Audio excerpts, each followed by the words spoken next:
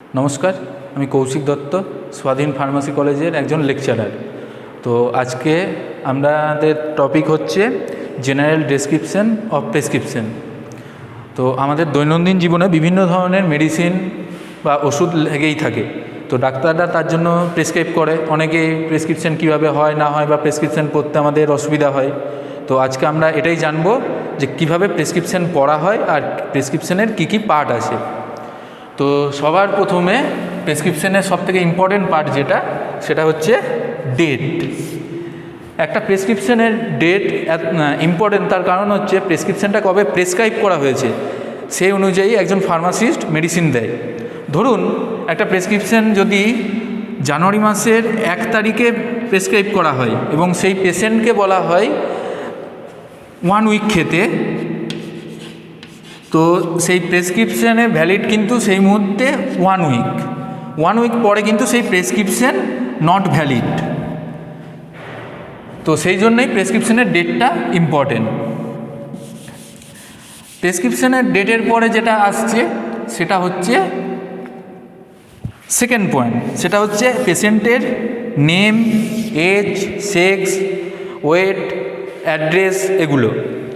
তো জেনারেলি প্রেসক্রিপশনে পেশেন্টের নাম কি সেটা তো ম্যান্ডেটারি, বয়স কত সেটাও জানা দরকার, কোন সেক্স, মেল না ফিমেল সেটাও জানতে হবে, ওয়েট কত, বডি ওয়েট কত সেটাও জানতে হবে, আর অ্যাড্রেস কোথায় বাড়ি সেটাও জানতে হবে। তো আমাদের ফার্মাসিতে পোসোলজি বলে একটা টার্ম আছে। পোসোলজি, এই পোসোলজিটা কি না, একটা পেশেন্টের এজ,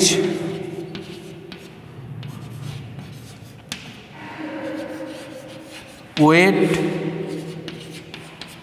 সেক্স, এই তিনটের ক্যালকুলেশন করে সেই পেশেন্টের কী পরিমাণ ডোজ লাগবে, কি লাগবে, অ্যাডাল্ট ডোজ কত, নর্মাল ডোজ কত, সেই সব জানা যায়। কোনো পেশেন্ট যদি বাচ্চা হয় তার একরকম ডোজ লাগবে। ফর এক্সাম্পল ধরুন ক্ল্যাভাম 625,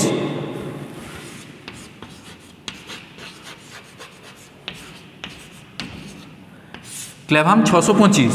এবার এটা জেনারেলি যদি অ্যাডাল্ট ডোজ হয় সেক্ষেত্রে সেটা দিনে 2 বার মানে বিডি, অথবা দিনে 3 বার অথবা টিডিএস, এভাবে চলতে পারে। কিন্তু যখনই কোনো বাচ্চার ক্ষেত্রে হবে, অ্যাডাল্ট ডোজ হবে না, সেক্ষেত্রে এটা 375 হতে পারে 625-এরটা। এবার 375 এই সেমভাবে যেতে পারে।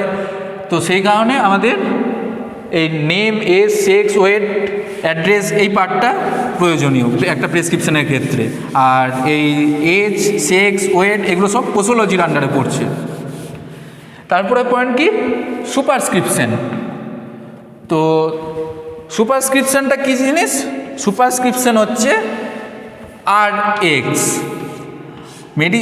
যে কোনো প্রেসক্রিপশনেই দেখবেন ডাক্তাররা প্রথমে শুরু করে এই RX ওয়ার্ডটা দিয়ে। এই RX ওয়ার্ডটা হচ্ছে জেনারেলি একটা ল্যাটিন ওয়ার্ড, এবার এই ল্যাটিন ওয়ার্ডের যে মিনিংটা হচ্ছে সেটা হচ্ছে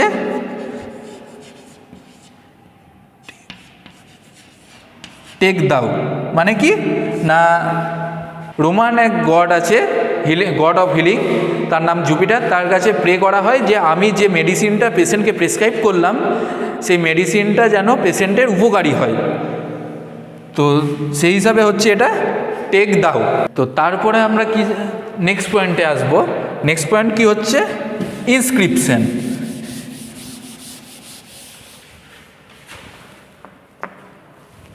নেক্সট পার্ট কি, ইনস্ক্রিপশনটা কি জিনিস? ইনস্ক্রিপশন হচ্ছে একটা প্রেসক্রিপশনের যে মেন পার্ট, সেটা হচ্ছে প্রেসক্রিপশনের বডি পার্ট।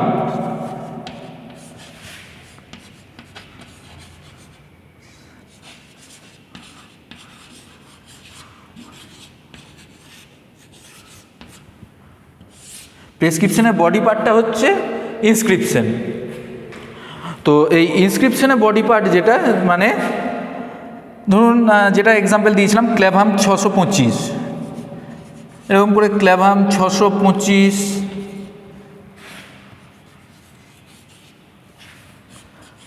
P650 mg অর্থাৎ প্যারাসিটামল,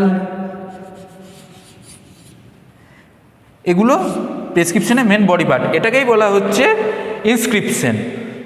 দেন তারপরের পয়েন্ট কি হচ্ছে না সাবস্ক্রিপশন। সাবস্ক্রিপশনটা কি? সাবস্ক্রিপশন জেনারেলি ফার্মাসিস্টকে মেনশন করে বলা হচ্ছে যে একটা পেশেন্টকে কী হিসাবে ডোজটা দেওয়া হবে। এবার সেই ডোজটা কী হিসাবে হতে পারে? ডাইরেকশন টু দ্য ফার্মাসিস্ট, সেটা হচ্ছে সাবস্ক্রিপশন। তো ডাইরেকশন টু দ্য ফার্মাসিস্ট বলতে কীরকম না কোনো একটা মেডিসিন যেটা প্রেসক্রাইব করা হয়েছে, যেমনি বললাম ক্লেভাম বা P650, সেগুলো পেশেন্টকে কী হিসাবে দেওয়া হবে সেই হিসাবে ডাইরেকশনটা, মানে কত কোয়ান্টিটি থাকবে, কি ডোজে চলবে সেই হিসাবে। এটা গেল সাবস্ক্রিপশন। তারপরে হচ্ছে সিগনেচুরা। তারপরে পয়েন্ট সিগনেচুরাটা কি?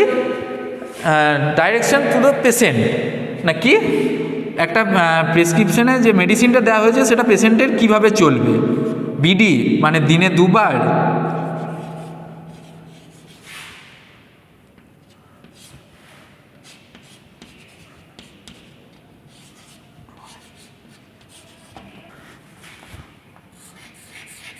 টুয়াইস এ ডে, নাকি দিনে TDS 3 বার,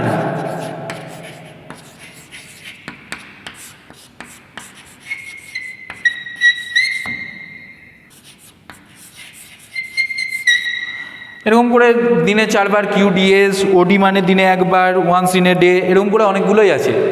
তো যাই হোক, আবার কোনো মেডিসিন কীভাবে কোনো যেমনি আর একটা আছে প্রেসক্রিপশানে, কোনো মেডিসিন যদি প্রয়োজনে ব্যবহার করতে বলা হয় সেটাতে যেমনি ডাক্তার মেনশন করে দেন SOS, এটার মানে হচ্ছে এটা যদি প্রয়োজন পড়ে তাহলে সেক্ষেত্রে। দেন তারপরের পয়েন্টে চলে যাব আমরা। তারপরের পয়েন্ট হচ্ছে রিনিউয়াল ইনস্ট্রাকশন। রিনিউয়াল ইনস্ট্রাকশনটা কি না রিনিউয়াল ইনস্ট্রাকশন যেটা, সেটা হচ্ছে কোনো পেশেন্টের ধরুন কোনো মেডিসিন খেয়ে যদি কোনো রকম প্রবলেম হয় সেক্ষেত্রে মেডিসিনটা স্টপ করবে না ডোজ কমাবে না কী হিসাবে চলবে সেইগুলো মেনশন করা থাকে রিনিউয়াল ইনস্ট্রাকশন বলতে। নেক্সট চেক আপ কবে, এই জিনিসগুলো।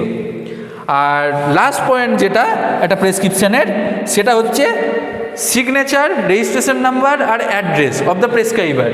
একজন যিনি ডক্টর বা ফিজিশিয়ান,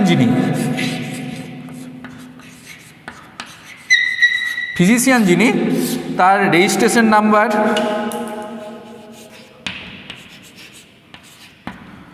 সিগনেচার, তারপরে তার চেম্বার বা অ্যাড্রেস যেটা হসপিটালের, সেই অ্যাড্রেস, এগুলো মেনশন করা থাকে। তো এটাই হলো আজকের মেনলি প্রেসক্রিপশনের ডেসক্রিপশন। তো আজ আপাতত এটুকুই, ধন্যবাদ।